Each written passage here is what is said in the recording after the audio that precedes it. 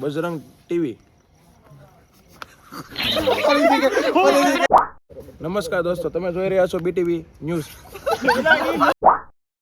નમસ્તે મિત્રો, તમે જોઈ શકો છો બજરંગ ટીવી રાજુલા. સૌથી પહેલા આપણે જીગર દાદાનો ઇન્ટરવ્યુ લઈએ છીએ. કાલે સવારે મેચ રમવા જશે.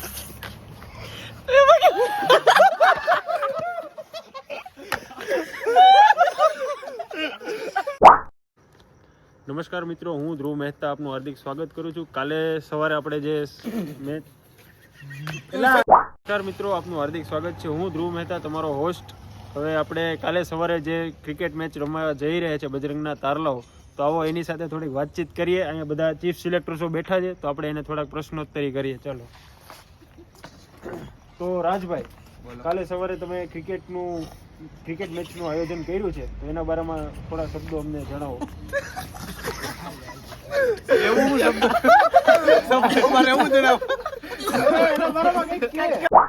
હેલો હાલો.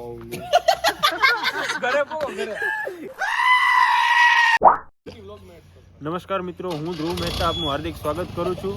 આપણે બજરંગ સોસાયટીના છોકરાઓ કાલે સવારે મેચ રમવા જવાના છે, તો એના બારામાં આપણે સોસાયટીના ચીફ સિલેક્ટર્સો બેઠા છે, તો એને થોડોક પ્રશ્નો આપણે પૂછીએ. ચલો રાજભાઈ, તમે ચીફ સિલેક્ટર છો અને કાલે જે મેચ રમવા જઈ રહ્યા છે એના બારામાં તમારું શું કહેવાનું છે?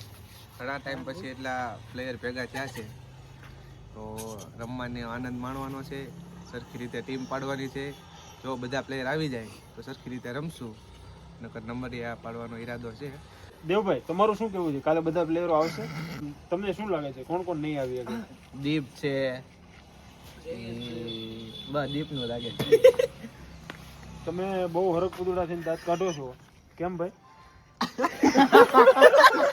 તો એમાં એવું છે કે કાલે જે આપણે તો ઠુઆ ખાઈ મીડિયા છે, મીડિયા તો જે મીડિયા ચાલુ છે એ પ્રમાણે પછી આને એવું પછી કરવાનું. આ ઘા સહન નહીં થાય ભાઈ, આ મોરે દઈ દેવામાં આવશે. તો જીગરભાઈ, મીડિયા છે. કાલે જે આપણે મેચ છે, તમે ચીફ સિલેક્ટર છો, એમાં તો તમારું ચીફ ધ્યાન સિલેક્ટર કયા છું, ખેલાડી ઉપર તમારું વધારે હશે કે કયા ખેલાડી સૌથી સારું રમે, શું છે? એઝ અ ચીફ સિલેક્ટર હું કાલ રમવાનું છું, એટલે એ પ્રમાણે તો હાલો આપણે આગળ બીજા પ્રશ્નમાં. શ્રેયસ પટેલ, બોલો. તો કાલની મેચમાં તમે રમવાના છો, રમવાનું જોઈએ ને. એટલે શું તમારો રોલ શું છે કાલની મેચમાં? કાલની મેચમાં બધા પ્લેયર રમશે, આમ બધા રમશે. તમારો રોલ શું છે? એનો રોલ 6 નંબર ને 6 મારવાનો. વચ્ચે બોલવામાં નહીં, આપણે કોઈનું ઓલું નહીં કરવાનું. તમારો રોલ શું છે? Batting, bowling, fielding? આપણે રોલ બેટિંગ નો હે. તો તમને લાગે તમે કાલ સવારે ઉઠી શકશો? ઉઠી જાય ને ભાઈ, રમવા. રાજભાઈ, તમને શું લાગે કાલ સવારે ઉઠી શકશે? નહીં. વોટિંગ સિસ્ટમ મિત્રો અહીંયા થઈ જવા રહી છે ડિબેટ કે રાજનું કેવું એમ છે કે આ નહીં ઉઠી શકે અને આનું. ઈ અમારી કમિટીમાં છે. પેલી વાત તો એમાં ટીમમાં જ નથી. તમે એની પાસે પ્રૂફ માંગો. પ્રૂફ શું છે કે અમારી કમિટીમાં છે? તો આ બધા પાસે પ્રૂફ મિત્રો, અત્યારે બહુ મોટો ખુલાસો થવા જઈ રહ્યો છે. આ લોકોનું કેવું એવું છે કે પ્રેયસ પટેલ એની કમિટીનો મેમ્બર નથી, એની પાસે કઈ પ્રૂફ નથી. તો ચલો આપણે એને પૂછીએ એનું શું કેવું છે. પ્રૂફ છે તમારી પાસે? પ્રૂફ નથી. તો તમે કેમ અહીંયા બેઠા ભાઈ? કોની પાસે નીકળની ભાઈ આ પરાણે નીકળ હાલ. આર્યમ એટલે આ તો ભાઈ મેન ચીફ સિલેક્ટર અમારો આ છે. આ ચીફ સિલેક્ટર લેવા માટે દેખાય એમ રાખજો. જો ભાગે હમણાં ના પાડી અરે ભાઈ તમે મીડિયા હો. એ ભાઈ મીડિયા દેશનું થોડ કે ફોર્થ જેટલું હોય એટલું પિલર છે હો ભાઈ, ધ્યાન રાખજો આ બોલવામાં. પિલર ભલે નબળું છે પણ છે. હા, તો કાલે આપણે મેચ તો તમે રમવા જવાના, પણ એનું બેટ બોલ એનું બધું વ્યવસ્થા છે તમારી પાસે કે બધું? ત્યારે અમારી પાસે બેટ તો છે, પણ બોલ ખબર નહીં ક્યાં છે.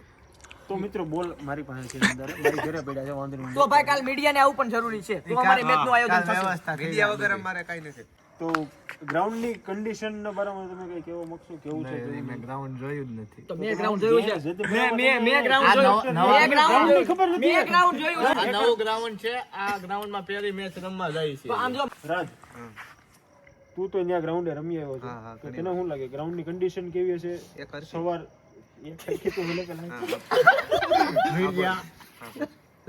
ઠંડીનો મોસમ છે, તો પિચમાં કઈ ફેરફાર, નમી આ છે? પિચમાં નહીં, પણ માણસોમાં ફેરફાર જોવા મળી શકે છે. જેમ કે બોલિંગમાં, બેટિંગમાં, ફિલ્ડિંગમાં, દડો હાથમાં વાગવો, બધું છે. ત્યાંની આઉટફિલ્ડ બહુ ખરાબ છે. બહુ ખરાબ. પિચ કેવી છે? પીચ સારી છે. પિચ સારી પીચ સારી છે, પણ ઓનલી લેગ સાઈડ અને સીધું. ઓફસાઈડ નહીં, ઓફસાઈડ કાંઈ ઓફસાઈડમાં નહીં. ખેતર છે. ઓફસાઈડમાં એક્ચ્યુઅલી ખેતર છે. તમારી જેવા ભારેખમ બોલર કાલે બોલિંગ જો ભાઈ આવી હવાને કરવી હોય તો હું છે ને હાલતી મેં ઓલી એવી મજાક કરાવીશ કેમ તારીથી એની હાચું કે બોલર હારો નથી. આપણે બધા મેમ્બર છે મેમ્બર છે સોરી તો મિત્રો તમે જોયું એમાં ચીફ સિલેક્ટરોને અંદરો અંદર નથી પડતું તો આ કાલે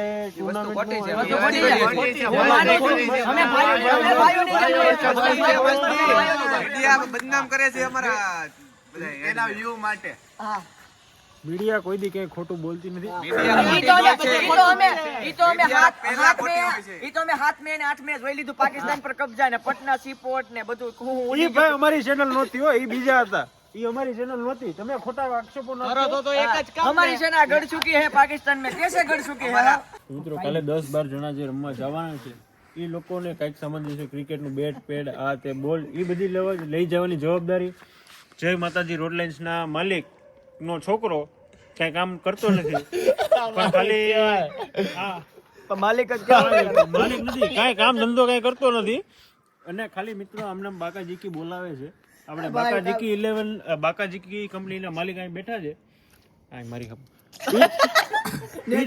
बरोबर પીઠ સાફ કરવાની જવાબદારી જય માતાજી જેસીબી ની છે તો આપણે એનું હાર્દિક સ્વાગત કરીએ છીએ અને પ્લેયરોને લઈ જવાની જવાબદારી ઓમકાર 11 બસ છે એને આની જવાબદારી છે અને આપણે તમે કમિટી તો જોઈ 4 જણાની પણ એ કમિટીની ઓફિસ તમને દેખાડો હાલો